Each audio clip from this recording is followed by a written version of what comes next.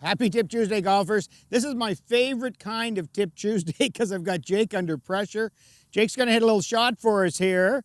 We're going to teach you something that we use at our kids' camps with adults. Great shot. Little on. That's a pro-level shot. Jake, so we've got these 3 rings set up here.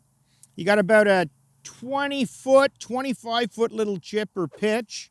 And we've got a red, a yellow, and a green, kind of like a traffic light. And red normally means stop, even for a golf pro. Like, I'm reasonably impressed with this, but we do have a couple of balls off the green.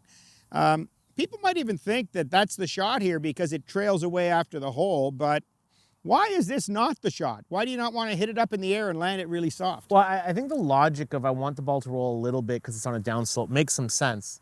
The one thing I would say, though, is it is so much harder to land the ball on a dime that far away from me at that red circle than it is right here, that it's a higher variant shot to get it right. Yeah, that's the secret, right? I don't argue with people, but we do have adults say, I'd rather pitch. And so I'll pull out $50 and I'll say, okay, I'll give you $50 if you can land it in this circle here, that circle, or that circle. Which would you pick? And I think as long as you're thinking about this with any logic, you're going to pick this one. Yeah, I think at throwing balls, it'd be so much easier. So the shot here to get more consistency is to maybe take a little less loft, and let's turn this into a chip shot and a little more of a putt. And again, even if you have a great result, the red circle is still the red circle. You only try to do that if you need to. So when in doubt, get it on the ground, let it run.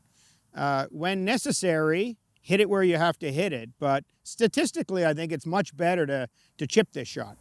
Couldn't agree more. If we were talking about a real wood situation, everybody, I would chip the shot to that green circle 10 out of 10 times.